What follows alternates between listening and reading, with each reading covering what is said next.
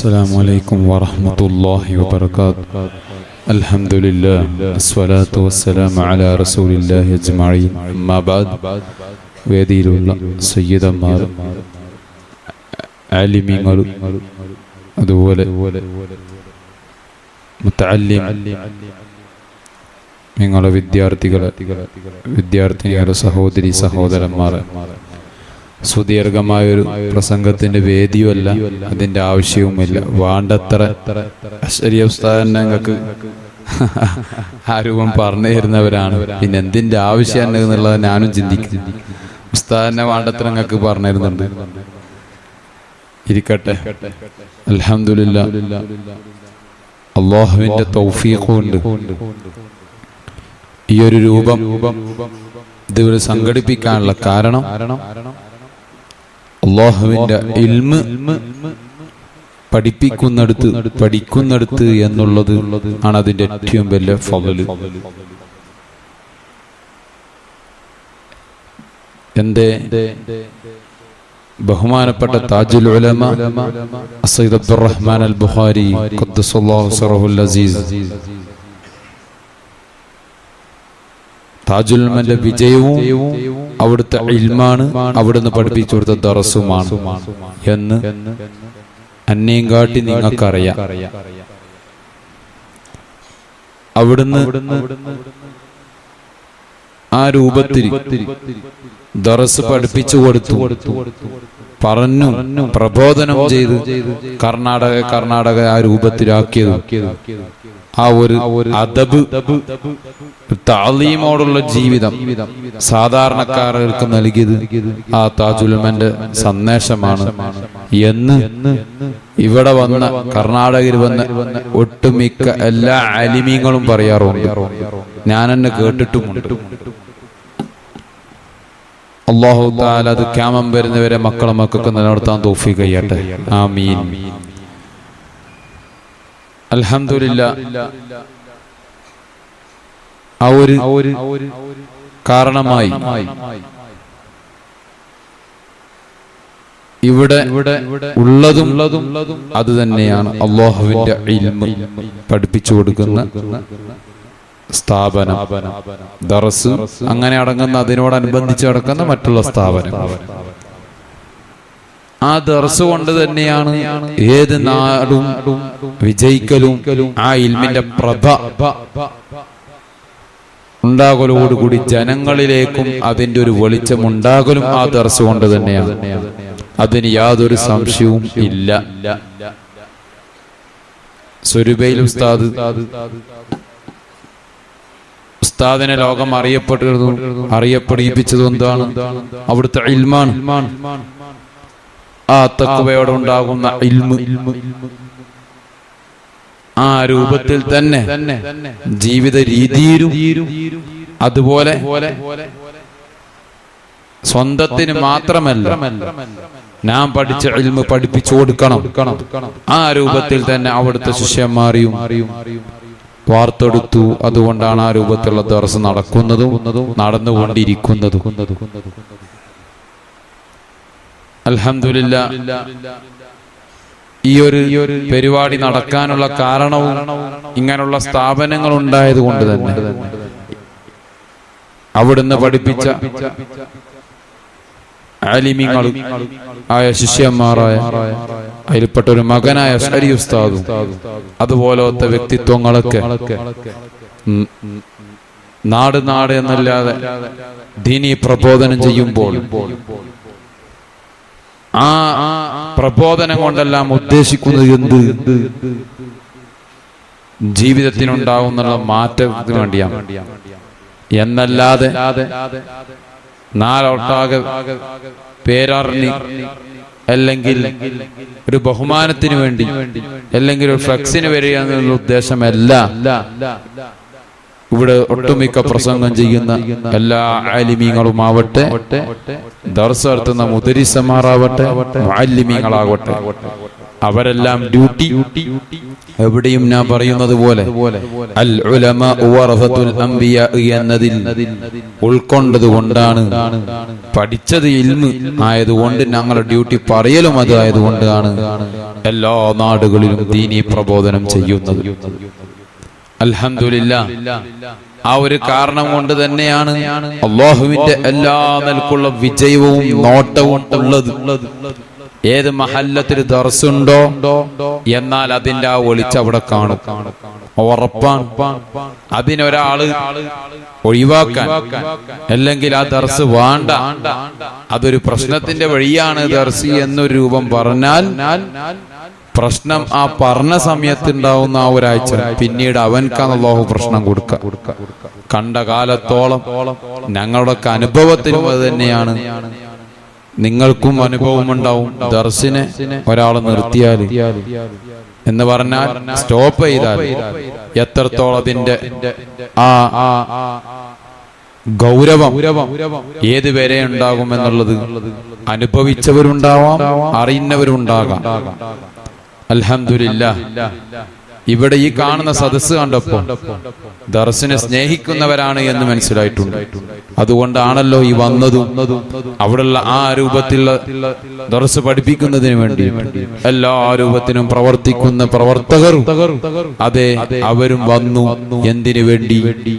ഈ മജ്ലിസ് ഉണ്ടാക്കി, ഈ മജ്ലിസിന് വേണ്ടി സഹായിച്ച്, മാത്രമല്ല ശേഷമുള്ള ഇവിടുത്തെ വിജയത്തിന് വേണ്ടിയിട്ടുണ്ടാകുന്ന ആ കാര്യങ്ങളൊക്കെ പങ്കെടുക്കാൻ വേണ്ടി എന്നുള്ളത് നമുക്ക് ഇതിന് മനസ്സിലാക്കേണ്ടതുണ്ട്. ഇരിക്കട്ടെ, അൽഹംദുലില്ലാഹ്.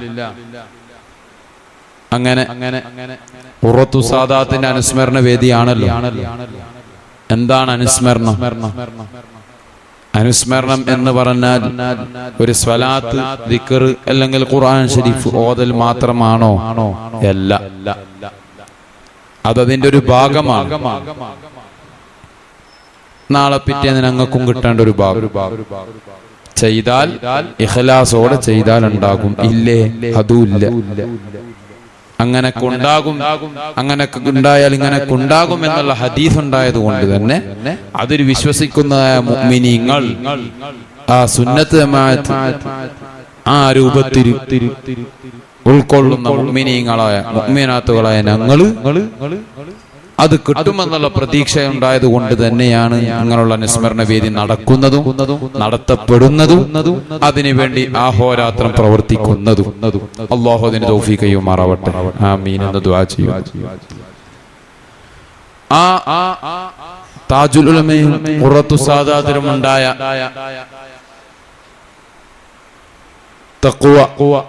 അല്ലെങ്കിൽ പ്രബോധന രീതി ഏത് രൂപമാണ് എന്ന് ഞാനും നിങ്ങളും കൈക്കൊള്ളേണ്ടതുണ്ട്.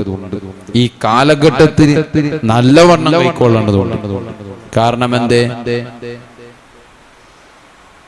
ജീവിക്കുന്ന രീതിയിലാവട്ടെ, ചെയ്യുന്ന പ്രവർത്തനത്തിലാവട്ടെ, ഏത് രൂപമായാലും അന്നേം കാട്ടി നിങ്ങൾക്കറിയാം എന്നുള്ളത് തന്നെയാണ് ഞാൻ മനസ്സിലാക്കുന്നത്. ഏത് വിഷയത്തിനെ സമീപിക്കുമ്പോഴും അവിടുന്നുണ്ടാകുന്ന ആ തർബിയത്ത്, ആ പറച്ചൽ നിങ്ങൾക്കറിയാം. കാലഘട്ടത്തിന് അടിസ്ഥാനത്തിലുള്ള പറച്ചലല്ല, നാ കോലം കെട്ടലല്ല. ഇന്ന് ഒട്ടുമിക്ക ആലിമീങ്ങളായ ആലിമീങ്ങളും ഒട്ടുമിക്ക ജനങ്ങളും ആ കോലം കെട്ടുന്ന ഒരു സ്വഭാവത്തിലേക്ക് വന്നു പോയിട്ടുണ്ട്. അങ്ങനെ രൂപമുണ്ടാകരുത്. അത് നഷ്ടമാണ്, അത് അവനവൻക്കുള്ള നഷ്ടമാണ്. മാത്രമല്ല പിന്നീട് അല്ലാഹു അവനവന്റെ കുടുംബം, പിന്നീട് ഇനി മഹല്ലൊട്ടാകെ എന്നുള്ള നശിപ്പിക്കുന്ന രൂപത്തിലേക്ക് അല്ലാഹു എത്തി. ആ കാണുന്നതിൽ പെട്ടതാണ് ഒന്ന്. അല്ലാഹു നമ്മളെ തൊട്ട് കാക്കട്ടെ. ആമീൻ യാ റബ്ബൽ എന്ന് ദുആ ചെയ്യുന്നു. വയനാട് പോലോത്തത് അങ്ങനെ ഉണ്ടായത് കൊണ്ട് എന്നല്ല, അവിടെ നടന്നു. അങ്ങനെ ഒട്ടുമിക്ക രാജ്യത്ത് നടക്കുന്നുണ്ട്. അതിൽ നമ്മൾ ഉൾക്കൊണ്ട പാഠം എന്ത് എന്നുള്ളതാണ് ഞാനും നിങ്ങളും ആദ്യം മനസ്സിലാക്കേണ്ടത്. നേരത്തെ ത്വഹാ തങ്ങൾ പറഞ്ഞത് മുതഅല്ലിമീങ്ങൾ എന്ന് മാത്രമല്ല, സാധാരണക്കാരായ നിങ്ങളും ഞാനും മനസ്സിലാക്കേണ്ടത്, ഞാനും നിങ്ങളും ഇവിടെ എന്തിന് നിയോഗിക്കപ്പെട്ടു? എന്നെ കൊണ്ടും നിങ്ങളെ കൊണ്ടും ഇവിടെ ദീനീ പ്രബോധനം എന്ത് ചെയ്തു എന്ന് ഓരോരുത്തരും ചിന്തിക്കണം, നിർബന്ധമായും ചിന്തിക്കണം. കാരണം എന്തേ? അവനവൻ ചെയ്ത ബാധ്യത എന്തായാലും ഉണ്ട്. ഏത് വ്യക്തിക്കും മക്കളെ പഠിപ്പിക്കുക, അതുപോലെ കുടുംബം നോക്കുക, അത് ഇസ്ലാമിൽ ജനിച്ചവനക്ക് ഉണ്ടാകുന്ന ഒരു ബാധ്യത. അതെടുത്ത് പറയേണ്ടതില്ല, അത് അള്ളാഹിനോട് പറയേണ്ട ആവശ്യമില്ല. എനിക്ക് മക്കളെ പോറ്റാണ്ട് എന്നല്ല, എന്തായാലും ഉണ്ടാവുമല്ലോ. കുടുംബജീവിതം ദുനിയാവിന്റെ പ്രക്രിയ എന്ന് പറഞ്ഞ ഉപ്പ ഉമ്മ കഴിഞ്ഞ അടുത്ത ഉപ്പ ഉമ്മ, അടുത്ത ഉപ്പ ഉമ്മ, മക്കള്, അത് അതിലുണ്ട് എന്ന് ഉറപ്പായി. അതിന് പിന്നെ യാതൊരു സംശയമില്ല. പിന്നെ എന്തേ? അതിലൂടെ ഉണ്ടാകേണ്ട ബാധ്യത, അതാണ് ഞാനും നിങ്ങളും ചെയ്യേണ്ടത്. അതിൽപ്പെട്ട ഒന്നാണ് ഇവിടുത്തെ മുതഅല്ലിമീങ്ങൾ അല്ലേ? ഈ പറയപ്പെട്ട ആലിമീങ്ങൾ അതിൽപ്പെട്ട ഒന്നാണ്. ഇവിടെ പ്രബോധനം ചെയ്യുന്നത് അതിൽപ്പെട്ട ഒന്നാണ്. ഏത് രൂപം?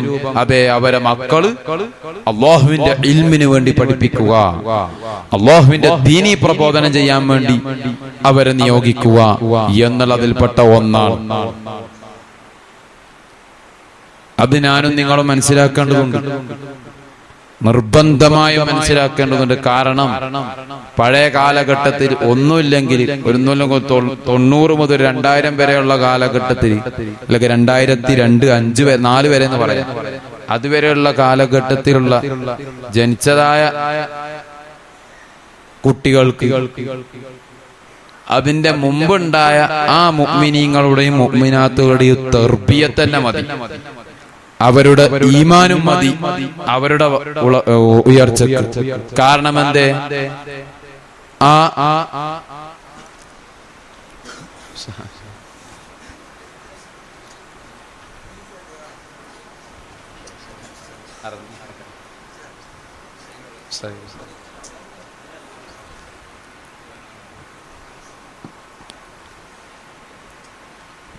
ഒരു രീതി എന്താ പറഞ്ഞത്? കാരണം ആ കാലഘട്ടത്തിൽ ടെക്നോളജി ഇല്ല. ഈ കാലഘട്ടത്തിന്റെ ഷർറായി പറയും തങ്ങളടുത്തുണ്ടില്ല എന്നുള്ളത്. ആ മൊബൈൽ യുഗം എന്നേരം ഉണ്ടായിട്ടില്ല. അതുകൊണ്ട് തന്നെ ആ സമയത്തുണ്ടാകുന്ന ആ മുഅ്മിനീങ്ങളുടെ മുഅ്മിനാത്തുകളുടെ ഒക്കെ ഈമാൻ ഏതാ? അവരുടെ മുമ്പ് കാലത്ത് പഠിപ്പിച്ചു തന്ന ഖുർആൻ ഓതല്, അതുപോലെ മൗലൂദ് ഓതല്, മൗലൂദിന്റെ സദസ്സിൽ പങ്കെടുക്കല്, ആ ഒരു രീതിയായിരുന്നു അവരെ കാലഘട്ടം. അതുകൊണ്ട് തന്നെ അവരെ മക്കളെയും ആ രൂപത്തിൽ അങ്ങ് തുടർന്ന് പഠിപ്പിച്ചു കൊടുത്തു. ഒന്നുമില്ലെങ്കിലും മദ്രസയിൽ 10ാം ക്ലാസ് വരെ പഠിക്കുന്നുണ്ടെങ്കിലും അന്നത്തെ വിദ്യാർത്ഥികൾക്ക് മങ്കൂസൂറത്ത് കാണാപ്പാടാറിയ. എന്താ കാരണം? ഒന്നുമില്ല, ആ റബ്ബീഉൽ അവ്വൽ 12, ചില നാടുകളിൽ 12 ദിവസം, അല്ലെങ്കിൽ ആ ഒരു മാസവും അവരെ വീട്ടിൽ തന്നെ എന്ത് ചെയ്യും? മൗലൂദ് ഓതും. അതിൽ ഈ മക്കളൊക്കെ ഇരുത്തുകയും ചെയ്യും, പഠിക്കുകയും ചെയ്യും. അങ്ങനെയാണ് ആ കാലഘട്ടത്തിലുള്ള മൗലൂദ് കാണാപ്പാടം പഠിച്ചത്. അതിൽപ്പെട്ട ഞങ്ങളും അങ്ങനെ തന്നെയാണ് പഠിച്ചത്. ഞങ്ങൾ അനുഭവം പറയാം, അന്നേം കാട്ടി പറയാനുണ്ടാവും തന്നെ. ഉപ്പാപ്പാനെ സംബന്ധിച്ചിടത്തോളം മൗലൂദ് ഇത്താവ് മൊത്തം മൗലൂദ് നടത്താനുള്ള ആ ഒരു ഹൈബത്തും മക്കാർത്തും ഇവർക്ക് ഉണ്ടായിട്ടുണ്ട്. അത് നടത്താനുള്ള കഴിവുണ്ട്, പക്ഷെ ഉപരി ചെയ്തിട്ടില്ല. അതിനൊക്കെ എതിരാണ്. പറയലോ, എടോ അത് ജനങ്ങളടുത്ത് പൈസക്കാന്ന് പറയടോ, ഉള്ളത് നിലനിർത്താന്ന് പറയും. അത് ഏത് നാട്ടിലുള്ള രൂപത്തിൽ അതാ പറയുന്നത്. അങ്ങനെ വീട്ടില് എട്ടിക്കോളത്തെ തറവാട്ടില് നടന്നു വരുന്ന 2 മൗലൂദുണ്ട്. ഒന്ന് റബ്ബീഉൽ അവ്വൽ തിങ്കളാഴ്ച, ആദ്യത്തെ തിങ്കളാഴ്ച രാവിലെ എന്ന് പറഞ്ഞാൽ ഞായറാഴ്ച അസ്തമിച്ച തിങ്കളാഴ്ച രാവിലെ. ആ രാവിലെ അത് ഇതേപോലെ അങ്ങനത്തെ വരുന്നല്ല, അന്ന് നോട്ടീസ് അടിക്കലും പിടിക്കലൊന്നുമല്ല. പങ്കെടുക്കുന്നവരൊക്കെ പങ്കെടുക്കും. ആലിമീങ്ങൾ വരുന്നവരും പ്രത്യേകിച്ച് ക്ഷണിക്കലൊന്നുമില്ല, വരുന്നവനക്ക് വരാനില്ലെങ്കിൽ പോവാ, ആ രൂപം. അയില് അന്നേരം ഞാനൊക്കെ ചെറുതാണ്, എന്റെ അതേ പ്രായം ഉണ്ടാവും ഇവർക്ക് എന്ന് ഞാൻ മനസ്സിലാക്കുന്നു. ആ മൗലൂദിൽ പങ്കെടുക്കും. ആ മൗലൂദിന്റെ രീതി വേറെ തന്നെയാണ്. മഗ്‌രിബിന്റെ ശേഷം വരും. മാത്രമല്ല ഇന്നത്തെ മാതിരി നമുക്ക് മൗലൂദ് കക്കുന്ന സ്വഭാവം അതിലില്ല. ഫുള്ളണ്ട് ഓതും. എത്ര വരെ? ഓരോ ഹദീസ്, ഓരോ ആരും ആ രീതി തന്നെ രസം. ഈ ഇതുണ്ടല്ലോ ഹദീസ് ആരും വായിക്കൂല. ഉപ്പാപ്പനുണ്ട് തെറ്റിക്കൈൻ അടി കിട്ടുമെന്ന് പേടിച്ചിട്ട് എല്ലാരും ഉണ്ടാണ്ട് ലാസ്റ്റ് ചോദിച്ചാൽ ഞാൻ എന്നാണോ ഓതണ്ടി എന്നാ ഓതല്ലേ. അങ്ങനെ തുടങ്ങിയിട്ട് ആ ഹദീസ് വായിച്ചിട്ട് അവിടുത്തെ അർത്ഥം പറഞ്ഞു. എന്റെ അനുഭവം, എന്റെ ചെറുപ്പ അനുഭവം. അന്ന് ഞാൻ ഏകദേശം എനിക്കൊരു 5-8 വയസ്സുണ്ടാവും എന്റെ ഓർമ്മ, 10-12 ആ സമയത്ത്. അങ്ങനെ ഹദീസ് വായിക്കൂ. എന്നേരം മൗലൂദ് നമ്മളെല്ലാം പേരമക്കളായ നമ്മളൊക്കെ എന്ത് ചെയ്യും? അടുത്തിരുത്തും. എല്ലാരും ഇരിക്കണം. ഇരുന്നിട്ടില്ലെങ്കിൽ പിന്നെ ബദർ വേറെ ഉണ്ടാവും, അത് ഉറപ്പാണ്. നോക്കുകയും ചെയ്യും, എല്ലാവരുടെ മക്കൾ അറിയുകയും ചെയ്യും. ഏടോടെ ഇന്നേറെ മക്കളുടെ, കോയമ്മാന്റെ മക്കളുടെ, ഇവരെ മക്കളോട് ഓരോ ആൾക്കാർ ഇങ്ങനെ പറയും, കോയമ്മാന്ന് ഉപ്പാപ്പാന്റെ ഹിക്കായത്ത് ഉപയോഗിക്കുന്നതാണ്, അത് തിരന്ന് ഉപയോഗിക്കരുത്. ആ രൂപം പറഞ്ഞതേ ഉള്ളൂ. എന്റെ ബാപ്പയാണ് അങ്ങനെ ആ ദർജ ഉണ്ട് ഇല്ല എന്നുള്ളല്ലോ കേട്ടോ. അവിടുന്ന് ഉപയോഗിക്കുന്ന ഹിക്കായത്ത് ആ രൂപം ബഹുമാനം ഉണ്ടല്ലോ, അത് പറഞ്ഞറിയിച്ചിരുന്നു മാത്രം. ഇത് പറയാനുള്ള കാരണം എന്ന് പറഞ്ഞു കഴിഞ്ഞാല് നാടൊട്ടാകെ ഈ ഓൺലൈൻ എത്തും. അപ്പൊ ഇത് മാത്രം കട്ട് ചെയ്തിട്ട് പറയും തങ്ങളുടെ മോൻ തന്നെ കോയമ്മാന്ന് വിളിച്ചിനെയും അതില്ലാന്ന് നിൽക്കാൻ വേണ്ടിട്ട് പറഞ്ഞറിയിച്ചു. അതുകൊണ്ട് അനുഭവം ഉണ്ട്, അതുകൊണ്ട് പറയുന്നത് ഇങ്ങനെ ഒരു അനുഭവം ഉണ്ടായിട്ടുണ്ട്. അങ്ങനെ ആ ഒരു രീതി ആ മൗലൂദ് അന്നേരം നമ്മൾ ഉറക്കം പറയും. മാത്രല്ല ഒരു ഹദീസ് ഓതിയാല് ആ ബൈത്ത് അല്ലിയാല് അതിനപ്പം തന്നെ ജവാബ് 2 ആക്കിയിട്ട് പറ്റൂല. അങ്ങനെ ഏകദേശം 2.5 മണിക്കൂറുണ്ടാവും. അങ്ങനെ ചെല്ലിയങ്ങൾ ഇങ്ങനെ ചെന്ന് നോക്കിയാൽ നിങ്ങളെ വീട്ടിൽ ആ മങ്കൂസ് മൂലം അങ്ങനെ ചെല്ലുന്നുണ്ടെങ്കിൽ 2.5 മണിക്കൂർ നിർബന്ധം. അത്ര ആ രൂപത്തിൽ ചെയ്യുന്ന വിഷയത്തിന് പൂർണ്ണത. അതിനെന്താക്കുന്ന പരിപാടിയില്ല, ആൾക്കാർക്ക് തപ്പിക്കാൻ വേണ്ടിട്ട് അല്ലെങ്കിൽ ഇന്നാക്ക് വേണ്ടി എന്നുള്ളൊരു ആ ഒരു രീതി താജുൽമന്റെനും കണ്ടിട്ടില്ല, എന്റെ ഉപ്പാന്റെനും കണ്ടിട്ടില്ല. കാരണം എന്റെ ഉപ്പാന്റെ എനിക്കൊരു അനുഭവം ഉണ്ടായിട്ടുണ്ട്. ഉപ്പാന്റെ കൂടെ മലേഷ്യ പോയ സമയത്താന്ന് ഓർമ്മയില്ല, ഇതേ മങ്കൂസ് മൗലൂദ്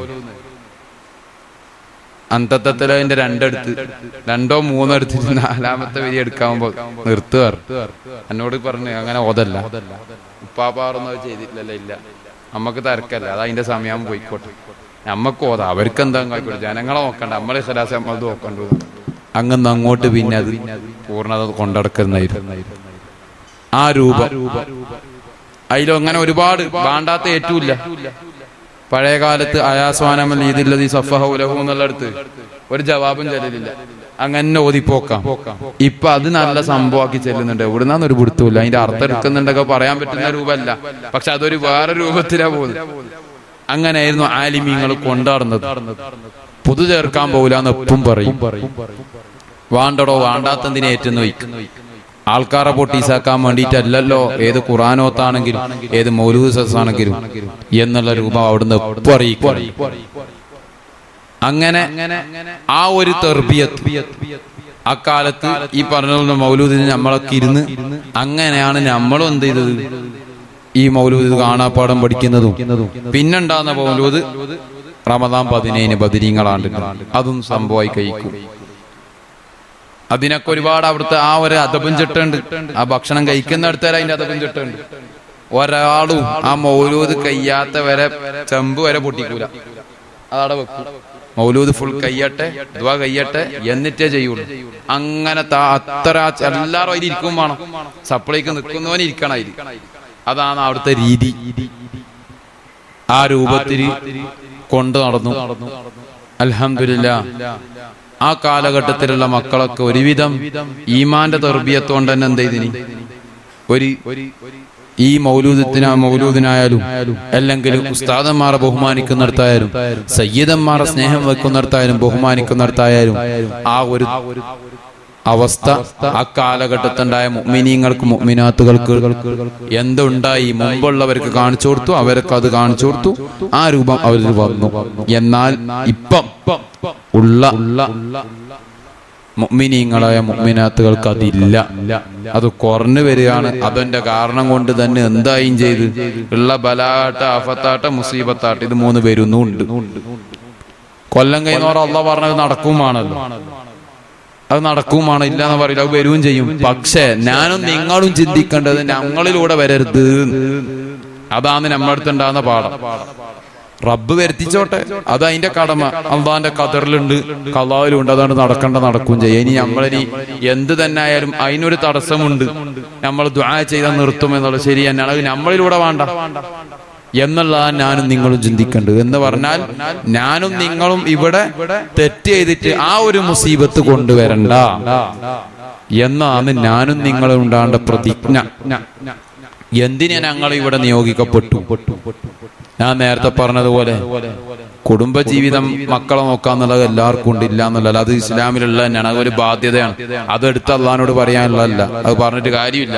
അത് ഞാൻ പറഞ്ഞു തന്നല്ലോടോ നോക്കും, ചോദ്യം ഉണ്ടാവും ചെയ്യും. ആ ഉറപ്പ് തന്നെ. ശേഷം എന്ത്? ഈ മക്കളിലൂടെ എന്ത് ചെയ്തു? 4 ആമക്കളെ തന്നു, ആ മക്കളെ ഇൽമ പഠിപ്പിക്കാൻ അയച്ചോ? അല്ലെങ്കിൽ സ്ത്രീകളെ തന്നു, അവർക്കും ഇൽമ പഠിപ്പിച്ചു കൊടുത്തോ? അള്ളാഹുവിന്റെ ഇൽമ പഠിപ്പിച്ചു കൊടുത്തോ?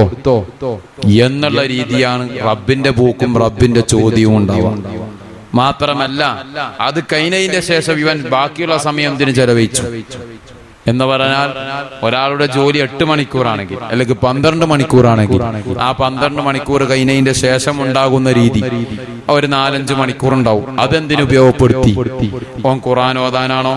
ഇനി അത് ചില വ്യക്തികൾക്ക് അതൊന്നും ആവൂല, സാന്ത്വന പ്രവർത്തനേക്കും അതിനുപയോഗപ്പെടുത്തിയ. ഇനി അതുമില്ല, ചില ആളുകൾക്ക് ദീനീ പ്രബോധനം ദഅവത്ത് ചെയ്യാൻ പറ്റുന്ന മുതഅല്ലിമീങ്ങൾ അങ്ങനെയുള്ളവരായിരിക്കാം, അത് നടത്തിയോ?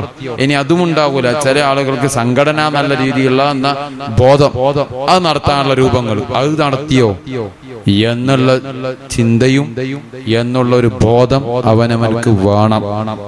എന്നാലേ നാളെ പിറ്റേന്ന് അള്ളാന്റെ അടുത്ത് പറയാൻ എന്തെങ്കിലും ഒരു കാരണം ഉണ്ടാവുള്ളൂ. ഉറപ്പാണ്. അതില് പ്രത്യേകിച്ച് എടുത്തു പറയാനുള്ളത് ഇപ്പൊ കാലങ്ങളിൽ എടുത്തു കളയുന്നതൊക്കെ ഇപ്പൊ ഹദ്ദാദ് റാത്തീബ് പോലത്തതൊക്കെ. നേരത്തെ ഹദ്ദാദിനെ പറ്റി പറഞ്ഞു.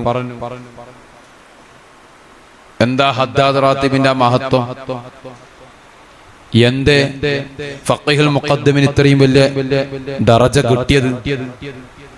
ആ ഹദീസ് എന്ത് രൂപത്തിൽ കൊണ്ടുവന്നു? ഇതുപോലെ ബലാഗ് മുസീബത്ത് ഉണ്ടായിരുന്ന സമയത്ത് അക്കാലത്ത് യമനിലുണ്ടായപ്പോ മൂപ്പർ ഇങ്ങനെ രൂപം കണ്ടു, ഇതെല്ലാവർക്കും ഇനി നിൽക്കരുത്, ഇനി സ്റ്റോപ്പ് ആവണം എന്നുള്ളതിന് വേണ്ടി എല്ലാവരിലേക്കും ഉണ്ടാണെന്നുള്ള ആ രൂപം കൊണ്ടുവരുന്നതും.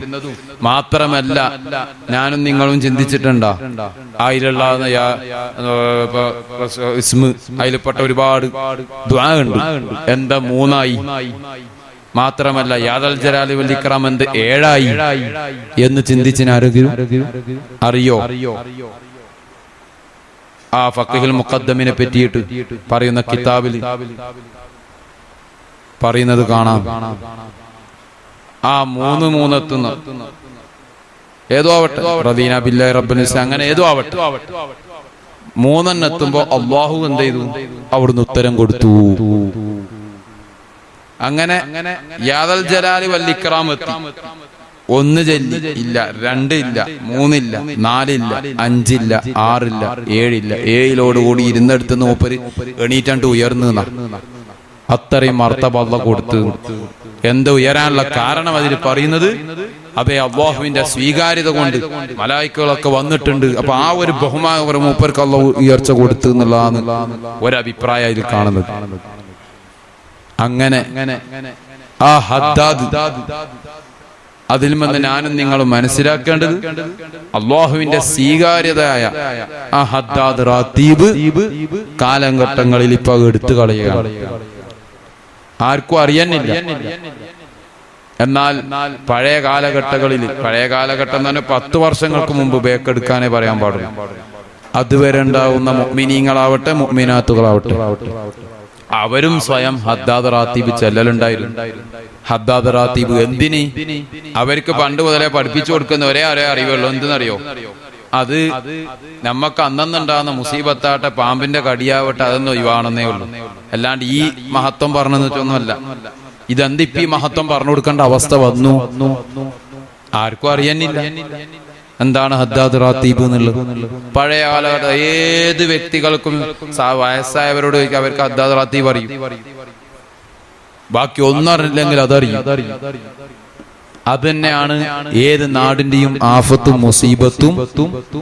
അക്കാലത്ത് അവർക്ക് എന്താ ഇത് ഇങ്ങനത്തൊന്നും അടുക്കാണ്ടിരിക്കാനുള്ള കാരണം അത് തന്നെ. മാത്രമല്ല ആ കാലത്തുണ്ടായ മക്കളിലേക്ക് ഇങ്ങനെയുള്ള രോഗങ്ങൾ ഉണ്ടാകുമ്പോൾ അവർ ചെയ്യുന്ന രണ്ട് രീതി ഉണ്ടായിരുന്നു. അന്നേരം അവർക്ക് പഠിപ്പിച്ചു കൊടുത്ത പണ്ട് മുതലേ ഉണ്ടായ വിശ്വാസം, ഒന്ന് മൗലൂദ് ചൊല്ലിയിട്ട് എന്താ ചെയ്യാ, സദസ്സ് നടത്തിയിട്ട് മന്ദിരിച്ചു കൊടുക്കുക, അല്ലെങ്കിൽ ഉസ്താദിനെ വിളിച്ച് നടത്താം. രണ്ട്, ഇൽമിന്റെ സദസ്സിന് വേണ്ടിയിട്ട് എന്തെങ്കിലും ഒന്ന് നേർച്ചാക്ക, മുത്തഅല്ലിമീങ്ങൾക്ക് ഭക്ഷണം കൊടുക്കാം.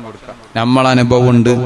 ഞങ്ങളെ താജുലുലമന്റെ ഭാര്യയായ എൻ്റെ ഉമ്മാമ ഈ രൂപ മുത്തഅല്ലിമീങ്ങൾക്ക് ദർസ് കൊടുത്തിട്ട് ദ്വാരിപ്പിക്കുക എന്നാൽ ഇവിടുത്തെ എല്ലാ കാര്യവും അല്ലേ. ഒരുപാടുണ്ട്. അതിൽ പറയുകയാണെങ്കിൽ അത്ര മാത്രം ആ രൂപമായിരുന്നു അവിടുന്ന് നീങ്ങിയത്. അതേ രൂപം തന്നെയാണ് ഞങ്ങളെ ബാപ്പാന്റെ അടുത്തും ഉണ്ടായത്. അവർക്ക് കൊടുത്ത് ഓദിപ്പിച്ചോ റാഹത്താവും. അങ്ങനെ ചെയ്തിട്ടുണ്ട്. എട്ടിക്കോൾ ദർസിന് പൈസ കൊടുത്തിട്ട് ഓദിപ്പിച്ചിട്ട് റാഹത്തായത്. അതാ ഒരു വിശ്വാസം. അതിലാണല്ലോ അല്ലാഹു ഉള്ളത്. ഏത് തങ്ങളെടുത്തായാലും, ഏത് ഡോക്ടർ എടുത്തായാലും, ഏത് കുത്തുബിന്റെ അടുത്തായാലും, ഏത് മൊയിലാറെടുത്ത് പോയാലും ഒരു കാര്യം നടക്കണമെങ്കിൽ ആദ്യം വിശ്വാസം അർപ്പിക്കണം. എനിക്ക് ഈ ഉസ്താദിനെ കൊണ്ട് കാര്യം പറഞ്ഞ റാഹത്താവും എന്നുള്ളൊരു വിശ്വാസം വേണം.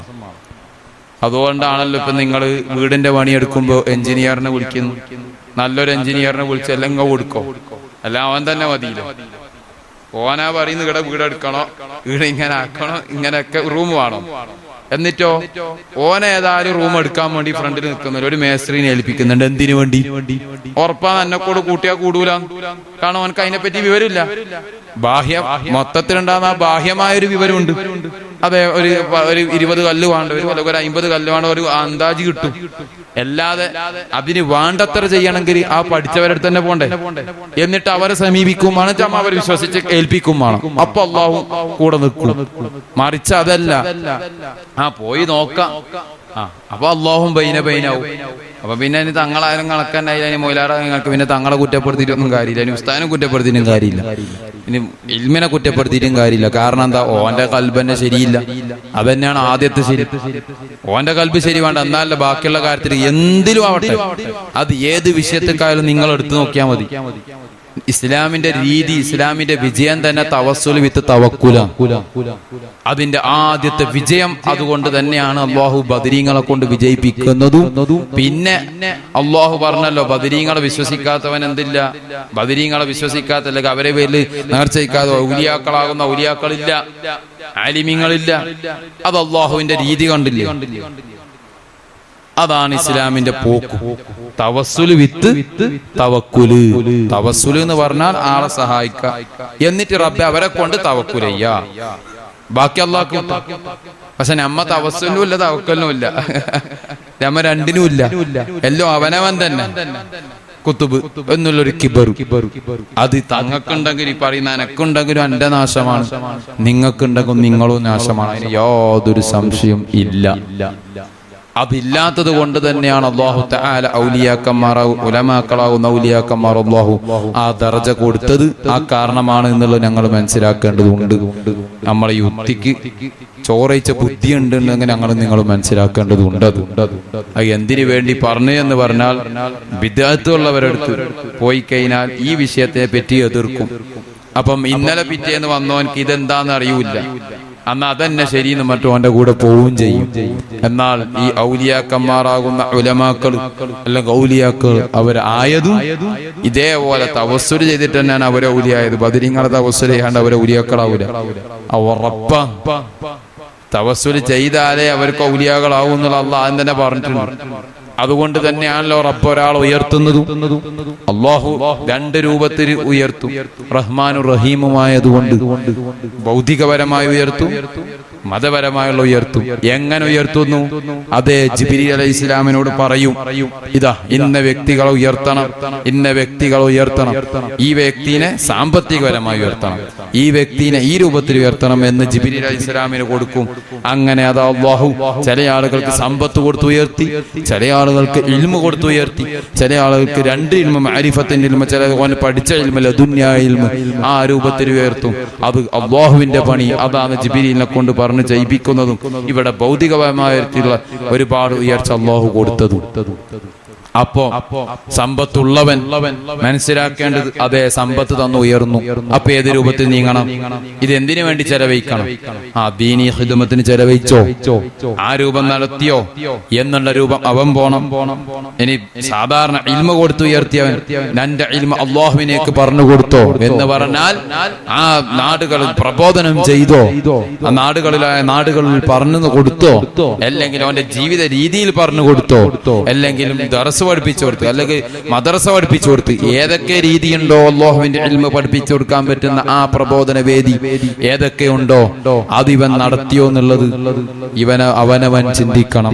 ഇല്ലേ അല്ലാഹു ആ കൊടുത്ത ഉയർച്ചയെ റബ്ബ് ചോദിക്കും, നിഅമത്ത് ചോദിക്കും.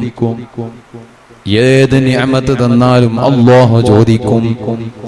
അതേ സമ്പത്ത് തന്നാല്, വീട് തന്നാല്, അല്ലെങ്കിൽ അതേ നിങ്ങൾക്ക് ശബ്ദം തന്നാല്, അല്ലെങ്കിൽ നിങ്ങൾക്ക് അതിൻ്റെതായ കഴിവ്, കൈയോടുണ്ടാകുന്ന കൈയോട് കഴിവ്, കാലുകൊണ്ടുണ്ടാകുന്ന കഴിവ്, ആ നിഅമത്ത് അല്ലാഹുവിന്റെ ദീനിന് ഏത് രൂപത്തിൽ ഉപയോഗപ്പെടുത്തി എന്ന് അല്ലാഹു ചോദിക്കും. നിങ്ങൾ വെറും വിചാരിക്കരുത് സയ്യിആത്ത് തെറ്റ് മാത്രമല്ല, അതേ തന്ന നിഅമത്ത് എന്തിനു വേണ്ടി ഉപയോഗപ്പെടുത്തി എന്ന് ചോദിക്കുമ്പോൾ അതിന് ഞാനും നിങ്ങളും മറുപടി പറയേണ്ടതുണ്ട്. അതേ ഒരാൾക്ക് സമ്പത്ത് തന്നു, അല്ലെങ്കിൽ ഒരാൾക്ക് അതേ സമ്പത്തുണ്ടായിട്ട് കാറ് കൊടുത്തു, അതേ അല്ലെങ്കിൽ അതേ ഒരാൾക്ക് സമ്പത്തും കാറും ഇനി ഒന്നുമില്ല, അവന്റെ ശബ്ദമുണ്ട്, ആ ശബ്ദം എന്തിന് ചെലവഴിച്ചു? അതേ അല്ലാഹുവിന്റെ ദീനീ പ്രബോധനം ചെയ്യാൻ ആ ശബ്ദം ഉയർത്തി. അല്ലെങ്കിൽ അവൻക്ക് എഴുതാനുള്ള നിഅമത്ത് കൊടുത്തു, ആ നിഅമത്ത് എന്തിനു ഉപയോഗപ്പെടുത്തി?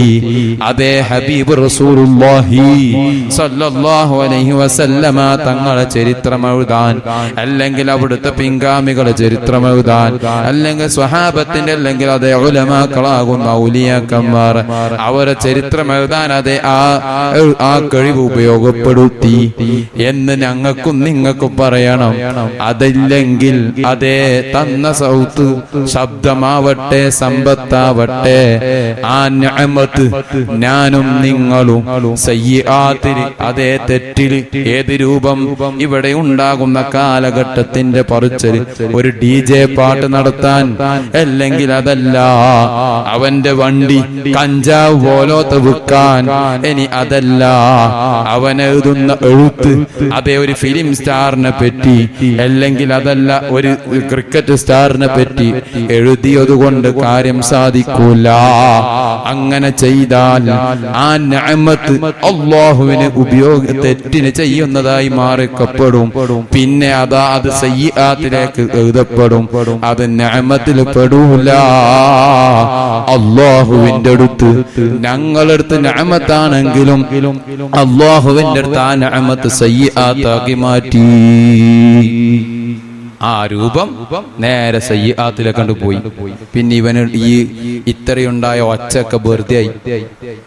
ഞനക്കും നിങ്ങൾക്കും 63 വയസ്സ് വരെ പ്രതീക്ഷിക്കാം.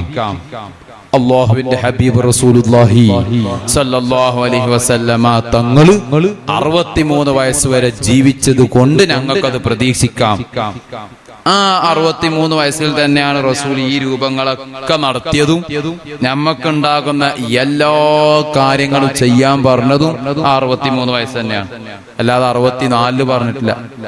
എന്തേ? അങ്ങനെ ഉണ്ടെങ്കിൽ അല്ലാഹുവിന്റെ ആ ഹജ്ജിൽ അങ്ങനെയാണല്ലോ പറഞ്ഞു, ഇൻഷാ അല്ലാഹ് അടുത്ത വർഷം ഉണ്ടെങ്കിൽ. അപ്പൊ ഇവനക്ക് അവിടെ ഉണ്ടെങ്കിൽ എന്നുള്ളത് നമ്മൾ മനസ്സിലാക്കേണ്ട എന്താ? ഉദാഹരണം, പ്രത്യേകിച്ച് ഈ കാലഘട്ടത്തിൽ നിങ്ങൾ ചിന്തിക്കേണ്ടത് നിഅമത്ത് തന്ന് വീടിന് വീടുണ്ടാക്കി, അതുപോലെ തന്നെ മക്കളെയും കല്യാണം കഴിച്ചതിന്റെ ശേഷം പിന്നെ ജനങ്ങൾക്കുണ്ട് ഒരു ചിന്ത, എന്തെന്നറിയോ? ഇൻഷാ അല്ലാഹ് കുറച്ച് സമ്പത്ത് ഉണ്ടാക്കിയിട്ട് നമുക്ക് അത് കുറച്ചും കൂടെ ആക്കിയിട്ട് പിറ്റത്തെ വർഷം ഹജ്ജ് പോകാം. അല്ലാഹുവിന്റെ അടുത്ത് അത് തെറ്റായി വരും. കാരണം എന്തേ?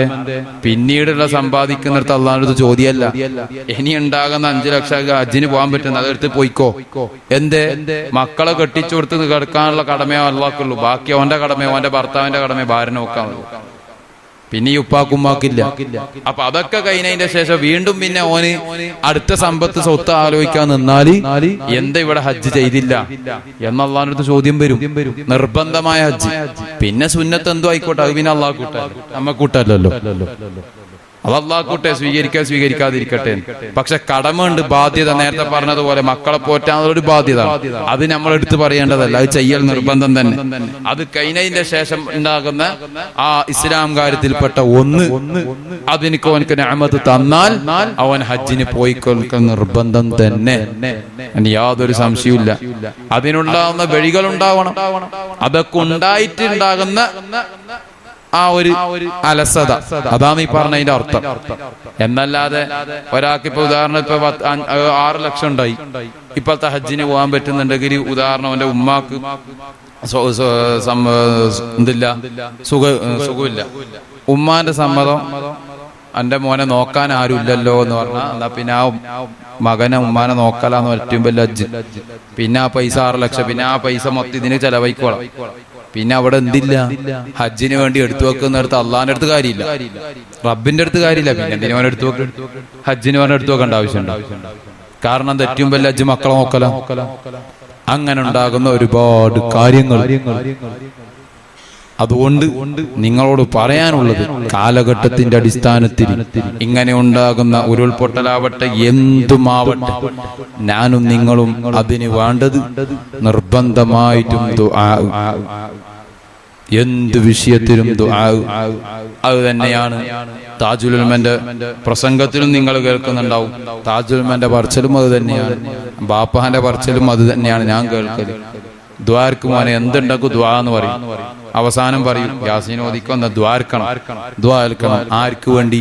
അവരവരുടെ ഉമ്മത്തിന് വേണ്ടി ദ്വാ ചെയ്യണം. അല്ലാഹു പറഞ്ഞതാണ്. ഒരു മുഅ്മിന്റെ ഏറ്റവും വലിയ കടമ എന്താ? മുഅ്മിനെ കൊണ്ടുണ്ടാകുന്ന ഉപകാരം എന്താ അറിയും നമുക്ക്? ഈ പള്ളി, ഇസ്ലാമിന്റെ ശിആർ ഏതാ? മുഅ്മിനീങ്ങൾക്ക് പള്ളിയാണ്. ഈ പള്ളിയിലെ ദുനിയാവിലെ ഏത് USA അള്ളാഹുവിന് ഇസ്ലാമിന് വിശ്വസിച്ച ആ വ്യക്തിക്ക് പോയി പള്ളി കയറാൻ അധികാരമുണ്ട്, ഇല്ലേ? നമ്മൾ തടത്തിയാ തടക്കോ? ഇല്ല. തടച്ചാ തടഞ്ഞുമില്ല, തടയൽ വെറുതെ ആവുന്നേ ഉള്ളൂ. കാരണം എന്താ? അള്ളാന്റെ പള്ളിയാണ്. ആ പള്ളി കയറാനുള്ള അധികാരം അള്ളാഹ് കൊടുത്തിട്ടുണ്ട്. വഖഫ് ചെയ്യലോടുകൂടി പിന്നെ ഈ പള്ളി കയറി നിസ്കരിക്കാനുള്ള അധികാരം USA-ലുള്ളത് കൊണ്ട് ഇനി ഞാൻ ആ നാട്ടിൽ പോയാൽ അനക്കുണ്ട് ആ അധികാരം. എന്തേ? നമ്മളിൽ ഉണ്ടാവാത്ത ഒരേ ഒരു കാര്യം എന്ത്? ജാതിയില്ല, മതമില്ല, വർഗമില്ല. അത് തന്നെയാണ് നമ്മളിന്റെ ആ വിജയം. ഇസ്ലാമിൽ അതുണ്ടോ? അതില്ല. അതുകൊണ്ടാണല്ലോ ഇപ്പൊ ഞങ്ങളിപ്പോ സാന്ത്വനായിട്ട് ഇപ്പൊ ഒരുപാട് ആൾക്കാർ പോകുന്നത്. എത്ര ഇപ്പൊ വയനാട്ടിൽ ഒരുപാട് ജഡം കിട്ടി. മുസ്ലിം നോക്കിയിട്ട, മുഅ്മിനെ നോക്കിയിട്ട, അല്ല, നമ്മളിൽ അതില്ല. അതുകൊണ്ട് തന്നെയാണ് അല്ലാഹു തആല ആ വിജയം തരുന്നതും. അതേ സ്ഥാനത്ത് ബാക്കിയുള്ള ഏത് മതത്തിലാണെങ്കിലും സവർണർ, നമ്മളെ മലയാള ഭാഷ, നിങ്ങളെ ഭാഷയിൽ എന്താണെന്ന് അറിയില്ല, അടിയർ, എന്റെ അടുത്ത് ഇതേപോലെ എന്തോ പറഞ്ഞത്, ദളിതർ, അങ്ങനെ പറഞ്ഞപ്പോ അവർക്ക് ഇവരായിട്ട് ബന്ധപ്പെടില്ല, ഇവരൊക്കെ നമ്മളായിട്ട് ബന്ധപ്പെടാൻ പറ്റില്ല എന്നതുപോലെ. എന്നാൽ നമ്മക്കോ ആ ഒരു രീതിയില്ല. അതുകൊണ്ടാണല്ലോ ഇപ്പൊ ഈ പള്ളിയിൽ നിൽക്കുന്നിടത്ത് അല്ലാഹുവിന്റെ ആ ഇമാം നിൽക്കുന്നിടത്ത് വരെ എത്രത്തോളം ഇമാമ് വന്നിന് ആദ്യം ഏറ്റവും കൊടുജാഹിലായ ഒരു കള്ളു കുടിക്കുന്നവനാണ് ജുമാക്ക് വന്നിനെങ്കിൽ ഓന ആദ്യം വന്ന് സഫരിക്കുന്നെങ്കിൽ ഓൻക്കാ സ്ഥാനം, അള്ളാന്റെ അടുത്ത് സ്ഥാനം ഓൻക്കാന്ന്. ഏത് ആദ്യം വന്നവർക്കുണ്ടാകുന്ന കുറെ കൂലിയില്ലേ? ഏത് ഒട്ടകത്തിന്റെ കറുത്ത കൂലി? ആ കൂലി അള്ളാഹു എന്ത് നോക്കിയിട്ടില്ല, തങ്ങളൊക്കെ നോക്കിയിട്ടല്ല കൊടുത്ത്. ഫസ്റ്റ് വന്ന ആര്?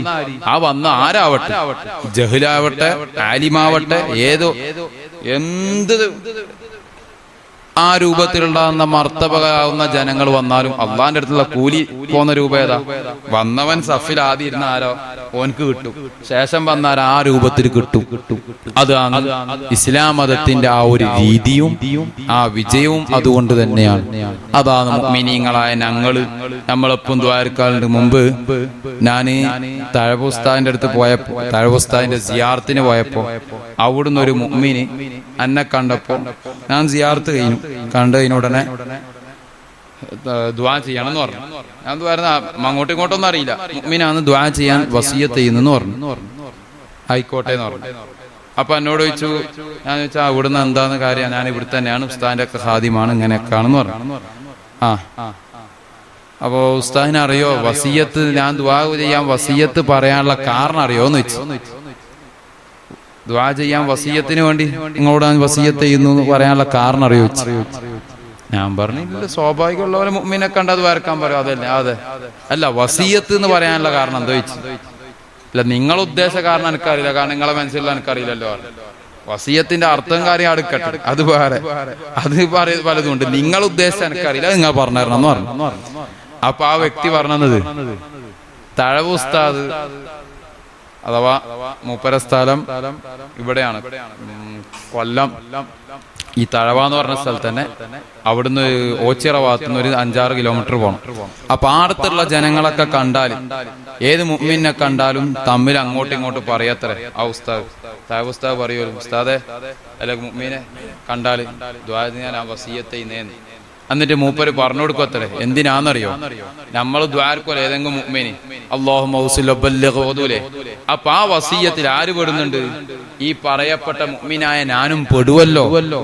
ഏതെങ്കിലും ഒരു സാധാരണക്കാരനെ അല്ലെങ്കിൽ ഒരു ആലിമ് ദുആ ചെയ്താൽ ആ വസിയത്ത് ചെയ്ത ആള് ഞാനും അതിൽ പെടുവല്ലോ. അതിൽ പെടാൻ വേണ്ടിയിട്ടാണ് ഞാൻ ആ വസിയത്തിന് വേണ്ടി ദുആ ചെയ്യുന്നതെന്ന് പറഞ്ഞു. അപ്പൊ എത്രത്തോളം ഉണ്ട് ആ ദുആന്റെ പവറുകൾ എന്ന് പറഞ്ഞാൽ, അല്ലാഹുവിന്റെ മുഅ്മിന്റെ ദുആ അത് സ്വീകരിക്കാനുള്ള സാമർഭികം ചിലയേക്കുമ്പോ അവന്റെ വിഷമഘട്ടായിരിക്കും. ഒന്നിക്കോം പ്രയാസപ്പെട്ട ഈ രോഗം വന്നിട്ടായിരിക്കും, അല്ലെങ്കിൽ അതൊന്നുമില്ല. അള്ളാഹു ചിലക്കുമ്പോ നിഅമത്ത് കൊടുത്ത അതിൽ അൽഹംദുലില്ലാഹ് പറഞ്ഞിട്ടുണ്ടാവും. അപ്പൊ ഈ മുഅ്മിന്റെ ദുആയിൽ അള്ളാഹു എന്ത് ചെയ്തു? മുമ്പ് വസിയത്ത് ചെയ്ത ആ മുഅ്മിനെ അള്ളാഹു എന്ത് ചെയ്തു? അതിൽ സ്വീകരിക്കും. അപ്പൊ എന്തുള്ള കോണം? ഈ ബലാ ആവട്ടെ, ആഫത്താവട്ടെ, മുസീബത്താവട്ടെ, അള്ളാഹു തആല തട്ടി തെറിപ്പിക്കും. അത് തന്നെയാണ് നിങ്ങളോടും പറയാനുള്ളത്. അതെ, താജുൽ ഉലമ ആയാലും ബാപ്പ ആയാലും അവരൊക്കെ ഞങ്ങളോടടക്കം നമ്മളെന്ത് ചിന്തിക്കാറുണ്ട്, എന്തിനാ റബ്ബ് നമ്മളോട് ദ്വാരക്കാൻ പറയുന്നു? പാപ്പല്ല അതിനൊരു അർഹതപ്പെട്ടവർ നേരം തന്നെ എടോ ദ്വാരക്കനോടോ അവസാന കാലഘട്ടമൊക്കെ പറഞ്ഞ് ഒരുപാട് മുസീബത്തുകൾ ഇറങ്ങുന്നുണ്ട്. ഒരുപാട് എന്താന്ന് പല തെറ്റുകൾ ഇവിടെ കാണുന്നുണ്ട്. മോനെ ലോകത്ത് പല സംഭവങ്ങളും വരുന്ന കാണുന്നുണ്ട്. നിങ്ങളൊക്കെ ദുആ ചെയ്യാൻ. ഞാനുണ്ട്, ഇപ്പൊ ഉണ്ട്, പങ്ങളുണ്ട്, ഉമ്മ ഉണ്ട്, അങ്ങനെ അടങ്ങുന്ന നമ്മളോട് പറഞ്ഞു നിങ്ങളൊക്കെ ദുആ ചെയ്യണം. ആയുസിന് വേണ്ടി ദ്വാരക്കണ്ട, ആക്കിബത്ത് നന്നായി ലാ ഇലാഹ ഇല്ലല്ലാഹ് ചൊല്ലിയിട്ടു. അതുപോലെ തന്നെ ഇനിയുള്ള മക്കളായ നിങ്ങൾക്കും ഉമ്മത്തിന് വേണ്ടിയിട്ടും നല്ലതിനു വേണ്ടി നിങ്ങളൊക്കെ ദുആ ചെയ്യണേ എന്നുള്ള രൂപം പറഞ്ഞത് ഇപ്പൊ എനിക്ക് ആ പറഞ്ഞ ഓർമ്മ നമ്മളിലുണ്ട്. അപ്പം ഞങ്ങൾ മനസ്സിലാക്കേണ്ടത് ദുആ നിർബന്ധമായിട്ടും വേണം. അതില്ല കൊണ്ട് തന്നെയാണ് ഒരുവിധം മുസീബത്തിനെ വന്നിട്ടും പോന്ന്, അതെ അതിൽ കുടുങ്ങിയിട്ടും പോകുന്നത് ആ കാരണം കൊണ്ട് തന്നെയാണ്. അതിൽ നമുക്ക് മനസ്സിലാക്കേണ്ടതുണ്ട്. അല്ലാഹു ഞങ്ങൾക്ക് അങ്ങനെയുള്ള എല്ലാ ആഫത്ത് ബലാവിനെ തൊട്ട് അല്ലാഹു കാത്ത് രക്ഷിക്കുമാറാവട്ടെ. ആമീൻ എന്ന് ദുആ ചെയ്ത് പറഞ്ഞുകൊണ്ടുവന്നത് ഖുറത്തു സാദാത്ത് കാണിച്ചു തന്നത്, താജുൽ ഉലമ കാണിച്ചു തന്നും ആ ഇസ്തിഖാമത്ത്, ആ തഖ്വ ചെയ്യുന്നുണ്ടാകുന്ന ജീവിതത്തിലുണ്ടാകുന്ന ആ ദീനി ബോധം, അത് എന്തോ ആവട്ടെ, ചെയ്യുന്ന ജോലിയാവട്ടെ, ഇനി സാന്ത്വനമാവട്ടെ, പ്രവർത്തനമാവട്ടെ, എന്ത് ആവട്ടെ, അതിൽ ദീനി അധിഷ്ഠിതമാണോ ഹലാലാണോ എന്നുള്ള രൂപവും ആ ഒരു ചിന്തയും ഉണ്ടായാൽ തന്നെ ഏത് മഹല്ലാവട്ടെ അതും റാഹത്തിൽ പോകും. ഏത് ദർസാവട്ടെ, ഏത് വ്യക്തിത്വമാവട്ടെ, സ്വന്തത്തിന് ഉയർച്ച ഉണ്ടാകും, എല്ലാത്തിനും ഫതഹും ഉണ്ടാകും. അത് മറിച്ച് അതല്ല, കൊണ്ട് ഇവിടെ കോലാഹലം ഉണ്ടാക്കണം, അല്ലെങ്കിൽ ഞാനിവിടെ ചോദിച്ചില്ലെങ്കിൽ എനക്ക് മോശമല്ലേ മഹല്ലത്തിൽ, അല്ലെങ്കിൽ പ്രസിഡന്റ് സെക്രട്ടറി എല്ലാം ഉണ്ടാകുമ്പോ അതെ ഞാനിനി ചോദിച്ചില്ലെങ്കിൽ എനക്കതൊരു മോശാവൂലേ എന്ന് കരുതിയിട്ടുണ്ടാവലല്ല ദീനീ പ്രബോധനം. അവനവൻ ഒന്നിക്ക് ഓനെ കൊണ്ട് മറുപടി പറഞ്ഞാൽ അത് സ്വീകരിക്കും, ഇല്ലേ ചോദിച്ചാൽ അതിനെ പരിഗണിക്കും, ഇല്ലേ ഓന്റെ ചോദ്യം ഏറ്റവും വലുത് മൗനാണ്, മാറി നിൽക്കാം. ആവശ്യമില്ലേ, നമുക്ക് വേണ്ടവർക്ക് പ്രവർത്തിച്ചു കൊടുക്കാം. അതാണ് ഞാനും നിങ്ങളും മുഅ്മിനീങ്ങളായ ഞാനും നിങ്ങളും പ്രവർത്തിക്കുന്ന സംഘടനയിലാവട്ടെ, മഹല്ലത്തിലാവട്ടെ, ഇനി എന്ത് തന്നെ നിങ്ങളിലുണ്ടാകുന്നതിന് കുടുംബത്തിനുണ്ടാകുന്ന ഒരു രീതി ഉണ്ടാകും, അതും ആവട്ടെ, ഏത് രൂപത്തിലുണ്ടെങ്കിലും ആ തഖ്വ ഉണ്ടാവണം. ചെയ്യുന്ന രീതിയിൽ അത് ഹലാലാണോ, അതെ അത് അല്ലാഹു ഇഷ്ടപ്പെട്ടതാണോ എന്നുള്ള രൂപവും ആ ഒരു ചിന്തവും ആ ഒരു ചോദ്യം മനസ്സിന്റെ ഉള്ളിലുണ്ടെങ്കിൽ അതെ അത് ആ ചെയ്യുന്ന പ്രവർത്തനം ഈ വ്യക്തികൾ എവിടെയാണോ കയറി ചെല്ലുന്നത് അവർക്കും ആ വ്യക്തി കയറി ചെല്ലുന്നിടത്തും അതിന്റെ ഗുണം കാണിക്കും. മറിച്ച് അതല്ല, അതെ അവനവന്റെ കിബർ ആണെന്നുണ്ടെങ്കിൽ ഞാൻ ചോദിച്ചില്ല അല്ലെങ്കിൽ ഞാൻ ചെയ്തില്ല എന്നുള്ള കിബറിന്റെ വക്കാണെങ്കിൽ അല്ലാഹു അതിന്റെ എല്ലാ നഷ്ടം ആ മഹല്ലത്തിലാവട്ടെ, വ്യക്തി ചെയ്യുന്ന ജോലിയിലാവട്ടെ, കച്ചവടത്തിലാവട്ടെ, ബിസിനസ്സിലാവട്ടെ, അല്ലെങ്കിൽ മക്കളിലാവട്ടെ, അതിന്റെ നാശം അവരിലേക്ക് അല്ലാഹു കാണിക്കും. അതിന് യാതൊരു സംശയവും ഇല്ല. കാരണം എന്തേ? മാലിക്കുൽ മുലൂക്ക് അത് അല്ലാഹു ആണ് എന്നുള്ളത് ഞങ്ങൾ 5 വക്ത് നിസ്കാരത്തിലും ഫാത്തിഹ ഓതുമ്പോൾ പറയുന്നുണ്ട്, ഇല്ലേ? പിന്നെ അത് എവിടെ പോയി? ആ ചിന്ത ഞങ്ങൾക്ക് എവിടെ പോയി? ചെയ്യുന്നിടത്തില്ലാത്ത നിസ്കാരത്തിന് മാത്രമായാൽ പോരാ, ചെയ്യുന്നിടത്തും വേണം ആ ഒരു ബോധം. അല്ലാഹു ആ രൂപത്തിൽ അതേ തഖ്വയോടെ ജീവിക്കാനും ആ രൂപത്തിൽ അല്ലാഹുവിന്റെ ദീനിന് വേണ്ടി ഖിദ്മത്ത് ചെയ്യാനും ഉള്ള ആലിമീങ്ങൾക്കും ഉള്ള സയ്യിദന്മാർക്കും ഉള്ള ലോകത്തുള്ള എല്ലാ മുഅ്മിനും മുഅ്മിനാത്തിനും അല്ലാഹു തൗഫീഖ് ചെയ്യുമാറാവട്ടെ എന്ന് ദുആ ചെയ്തുകൊണ്ട് ഞാൻ എൻ്റെ വാക്കുകൾ നിർത്തുന്നു. വആഖിറു ദഅവാനാ അൽഹംദുലില്ലാഹി റബ്ബിൽ ആലമീൻ.